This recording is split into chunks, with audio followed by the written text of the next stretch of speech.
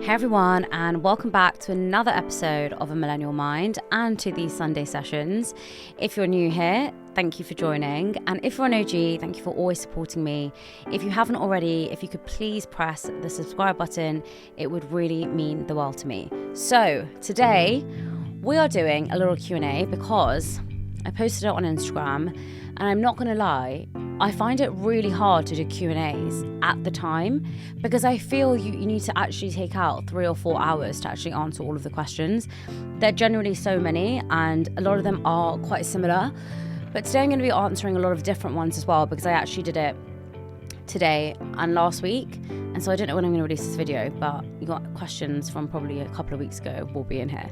So let's start with your haircut name. I'm not joking, 90% of my questions are literally about my hair, how I get the volume, how I style it, how I get it cut, and how I get it colored. So let me just break this all down really simply. I go to Tarek, whose salon is called Taj Hair Studio. It's based in Kensal Rise. I've tagged it multiple times on my Instagram. I'll even put the link here if you want. But essentially I go to him and I ask him to do loads of layers. He dyes my hair once a year as well. I actually went today, which is why my hair looks semi-okay. But essentially he puts loads of layers in. He cuts it to the length that I always wanted to. You know, when you go to a hairdresser and they just chop off half your hair. So he always listens and he's just amazing. I've been going to him for 4 years now, maybe even more, because I met him at a shoot. I literally loved the way he blow dried my hair.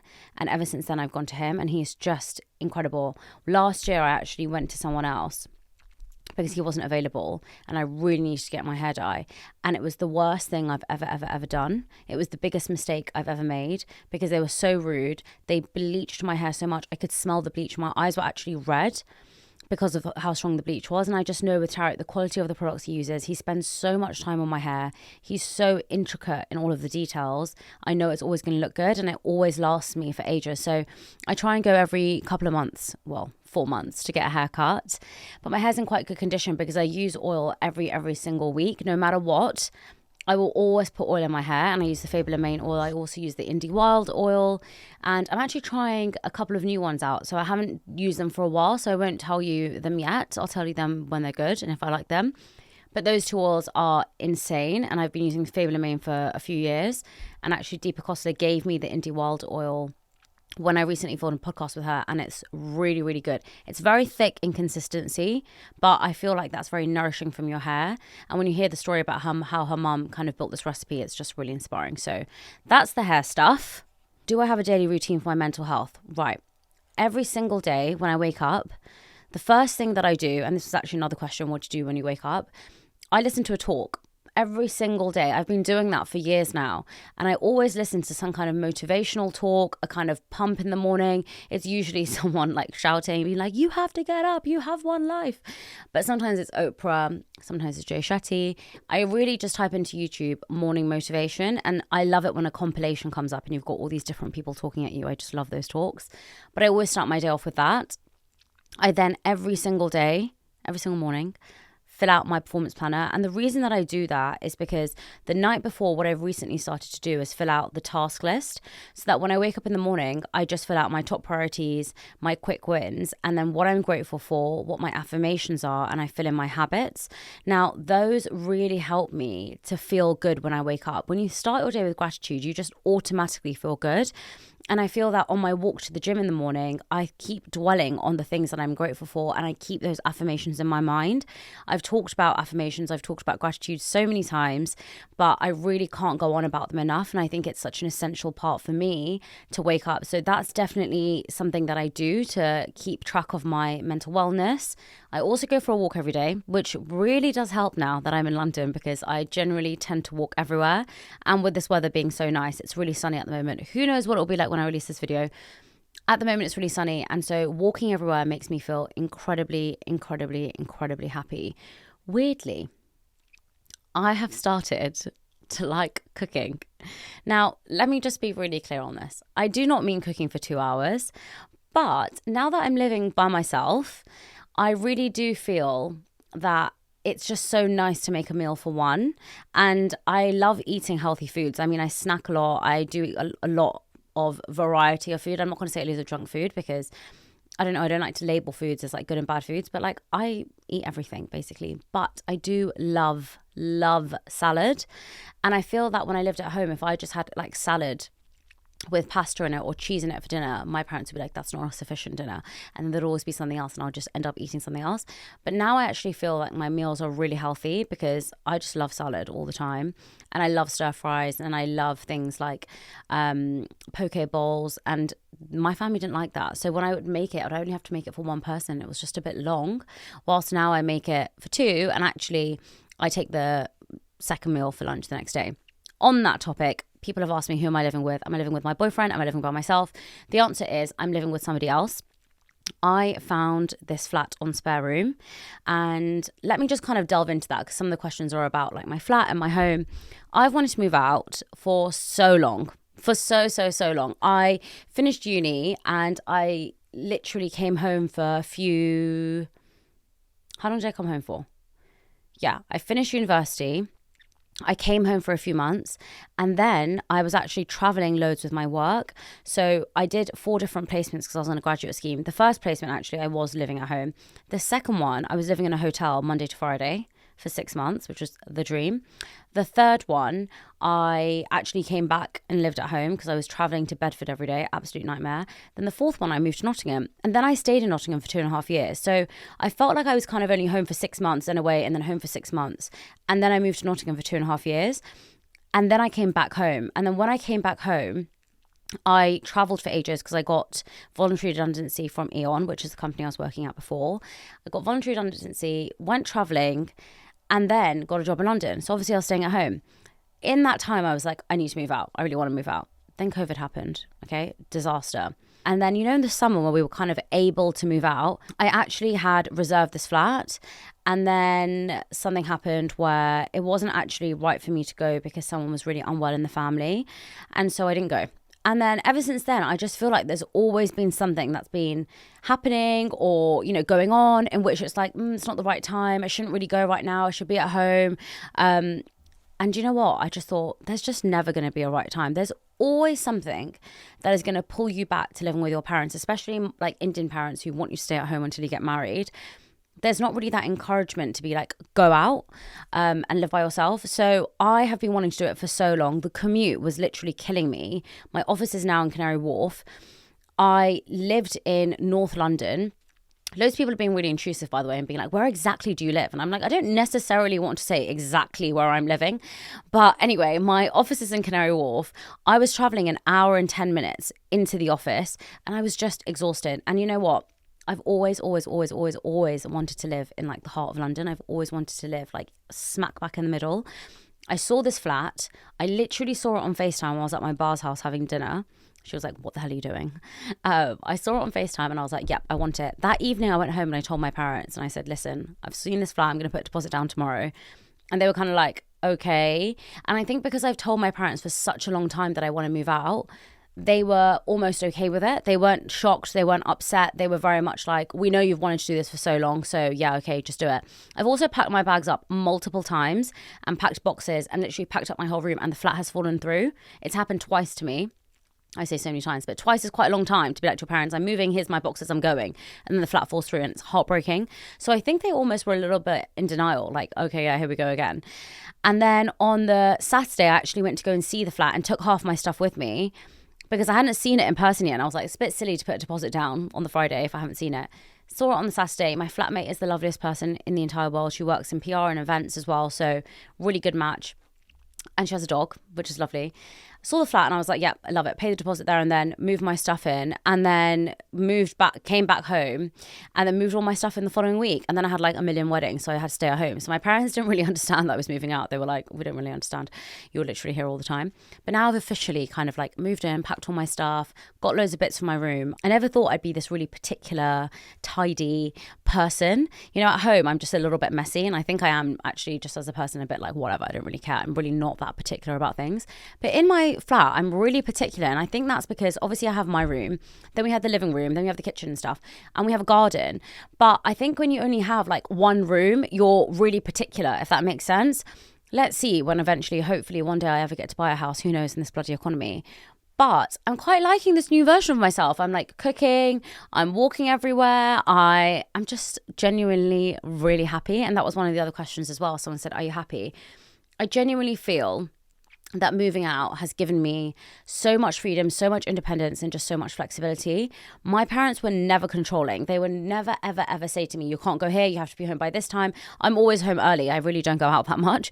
And so that was never an issue, but it's more around waking up in the morning and just doing things 100% on your own terms. I do not have to enter the dishwasher. I do not have to put the clothes out. I do not have to, I don't know, help out with something. I don't have to, they don't have to ask me about our weekend plans or something to organize with Leo. So when I'm working, I feel like I'm 100 million% focused because there are no distractions.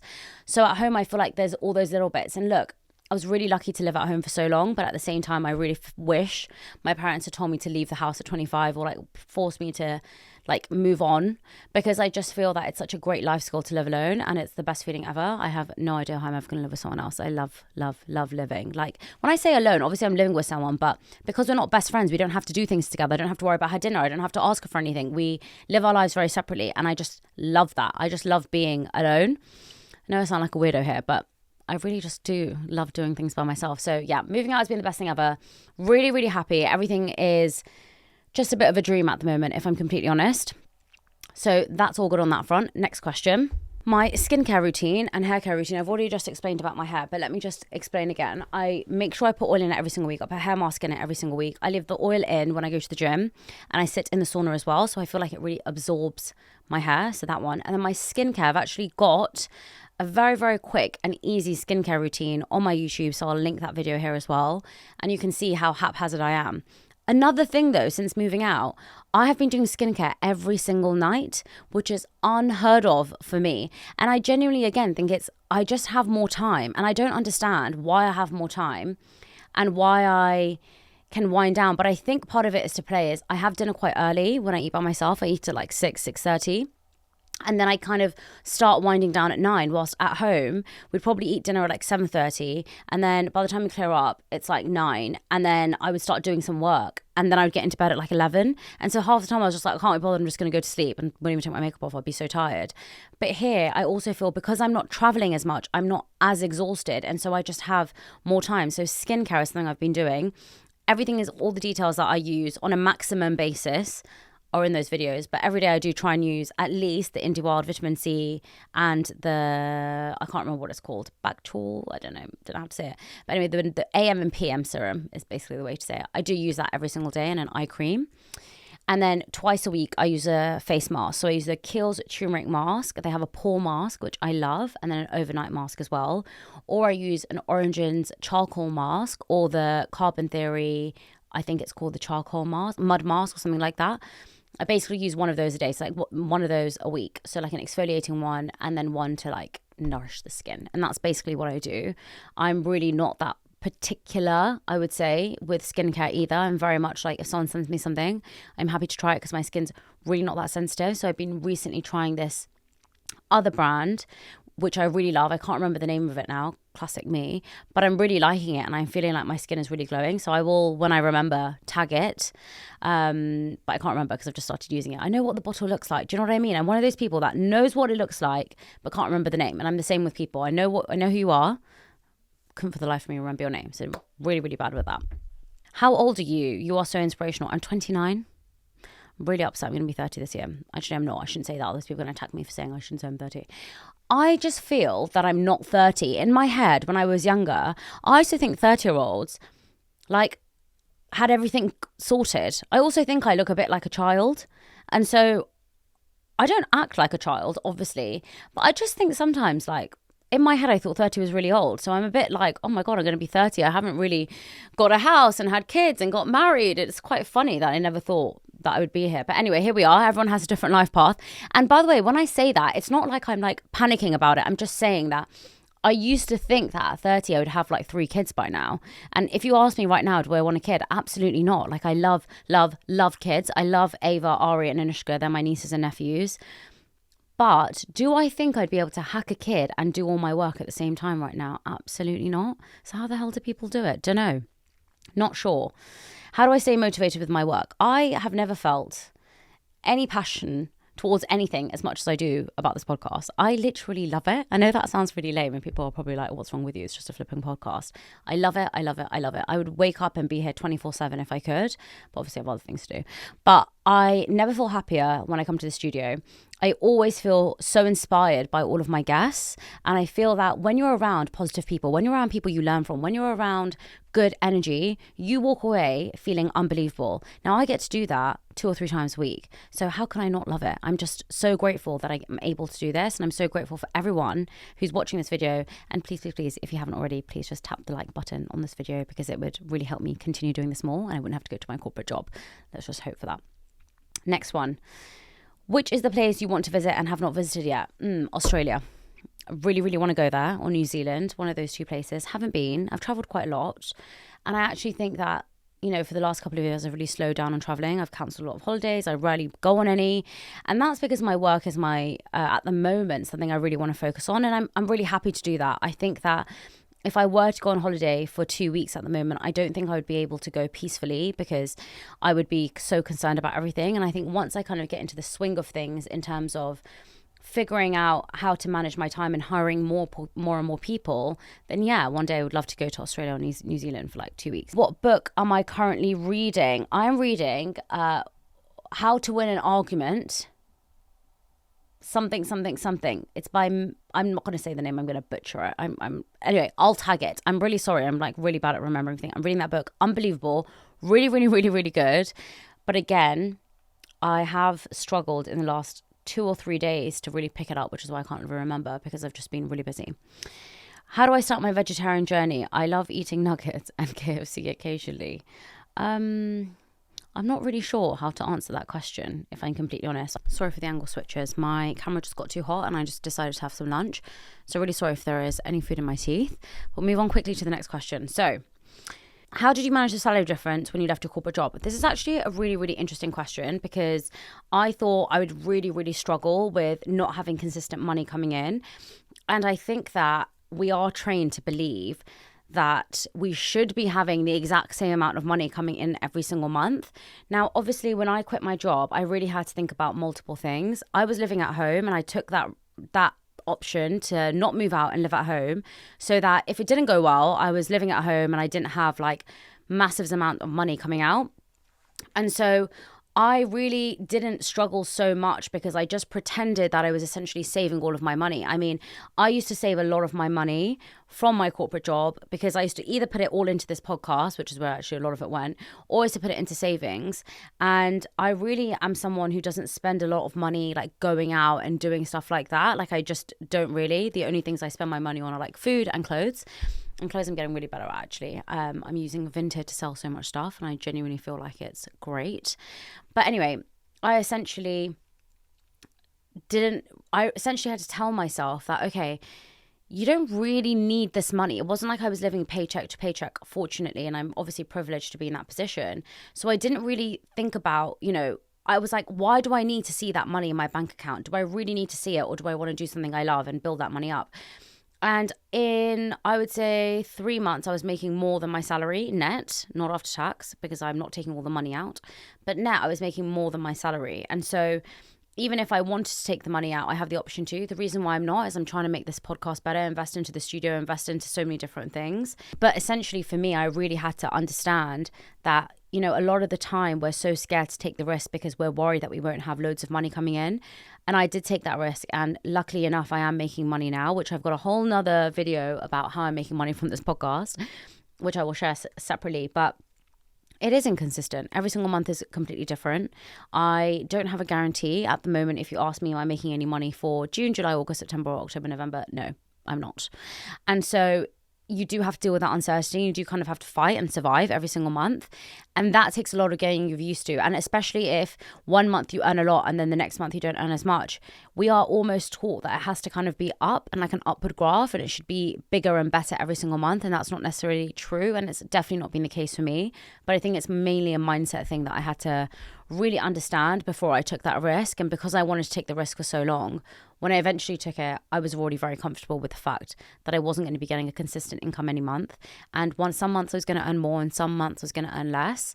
And now I have moved out. I've managed to make sure I know that I'm getting the minimum amount to pay my rent and like live my lifestyle, but also be really careful in terms of not going crazy and buying crazy things, because it's not really my objective right now. My objective is to just grow this podcast, make it the best, and then I can think about buying a house or a car or whatever I need. Talk us through your teeth whitening. How does it work in timeline? Okay. My teeth were so bloody yellow because all I do is drink tea and coffee. I don't even think they're like extremely white right now because I've been drinking so much black coffee. So I'm going to re-whiten them. But essentially how it works is I obviously went to Dr. Rona. She's amazing. Has a practice called Chelsea Dental Clinic. Went there.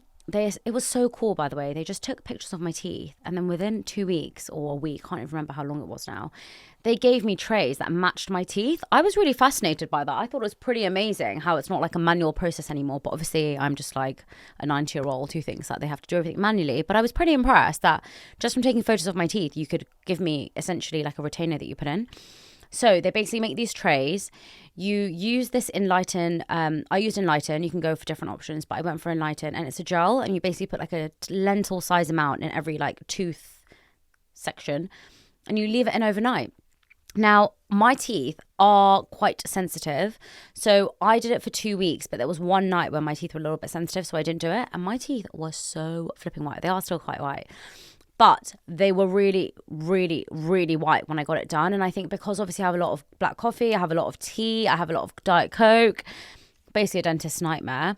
I think that over time it fades. Now, the best thing about this is that you can keep the trays.